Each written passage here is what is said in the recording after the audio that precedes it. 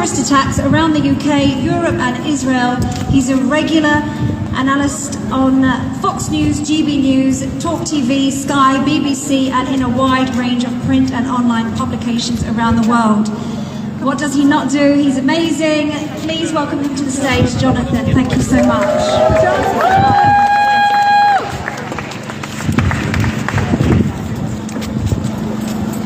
Not long ago, I remember watching a convoy of cars driving through London.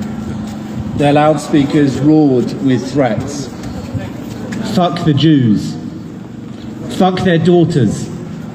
Fuck their mothers. Rape their daughters. They were waving flags, but not the flags you are tonight. They were waving PLO flags. Those people who drove the length of our country from Bradford down to London, threatening to rape our women, did so, they said, in solidarity with the Palestinians. They were never tried, they were never imprisoned. And those threats, empty to some but vivid to us, did not remain words. They became actions, brutal actions. In October, Palestinian terrorists breached the border of southern Israel, and what followed was not war, but savagery. Women were raped, families shattered, children stolen. And humanity was lost that day. We gather here now not just to mourn the fallen, but to rise in defiance, not to grieve alone, but to stand together. This last year has been one of pain and exhaustion and sorrow for all of us. Yet, in this crucible of suffering, something has emerged, and that is clarity. Clarity in our purpose, clarity in our enemies, and clarity in our allies. We know who we are, and we know who we are not. We are not merely spectators in this struggle. And when I say we, I don't just mean you and me here in this street, in this city. I mean we, this nation, we, Britain. We who believe in justice, who believe in freedom, who believe in standing up to terrorism and facing down the barbarism that Israel faces from its enemies. This government should choose the courage of Winston Churchill, not the complicity of Jeremy Corbyn.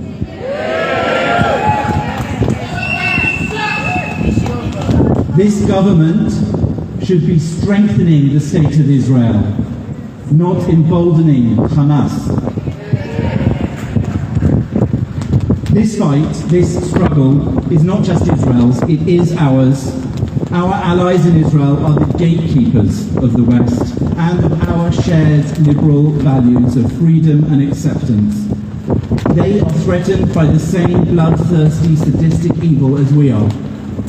The same evil that struck Israel on that terrible day is the same evil that seeks to strike us. The same ideology that burns homes in Israel burns lives here in London, in Manchester. We've seen it before, and we will see it again if we stand idly by. Our government's recent decisions and moves designed to punish our friends will come to punish us too. With that same PLO flag that they flew over their rape convoy in London, they've marched through our streets here in our country week after week and camped in our universities. They spoke not for peace, they spoke not for justice, they spoke for violence. And they called for an end to Israel from the river to the sea. They called those of us who stand proudly with Israel murderers and lovers of war. We know we are not. It's the same flag that they fly in Gaza and the same flag that they fly in Ramallah when they call there for an end to the Jewish state, doing their best or indeed their worst to achieve that goal. And yet, what has our government done? Bit by bit, step by step, it is abandoning our ally Israel. It has forsaken our values. It resumed funding of UNRWA, an organisation corrupted by its ties to Hamas. It imposed this partial arms embargo, casting Israel not as the beacon of morality that it is, but as if it were the villain in this fight. We know that it is not. These intellectual and moral pygmies have decided that in the battle of our lifetimes, they will abandon the side of morality and good. A battle which is a direct and entirely righteous one, a reaction to the worst and most bloodthirsty attack on Jews that I have ever seen in my lifetime. The danger and threat to Israel from the Palestinian terrorists in Gaza and the West Bank, the threat to Israel from Hezbollah in Lebanon, the threat to Israel from the Houthis in Yemen is the exact same threat to Britain that we saw when 15 attempts were foiled to kill people here in our country. The exact same threat to Britain that we saw when our sailors were kidnapped in the Persian Gulf.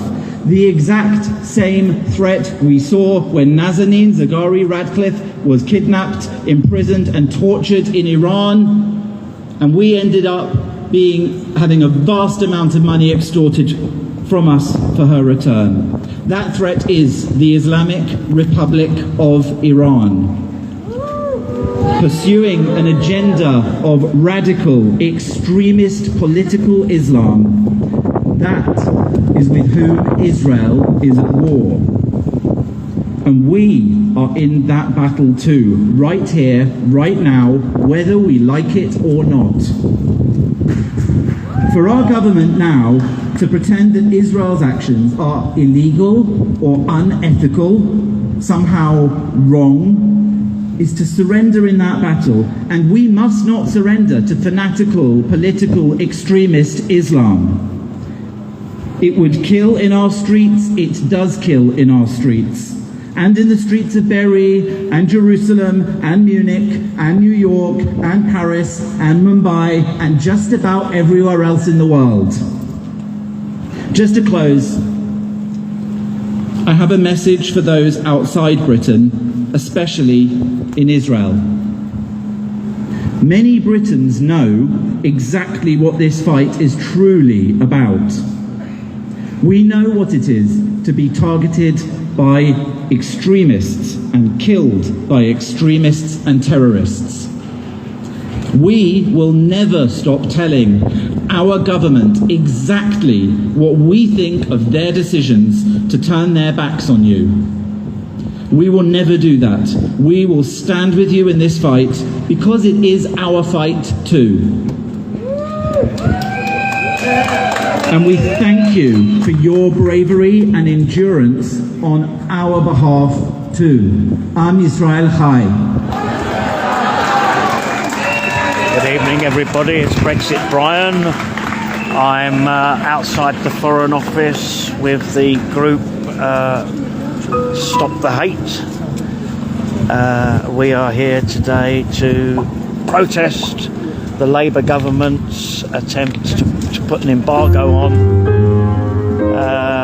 unfairly against the Israeli state. Brexit Brian loves you. Thank you for watching.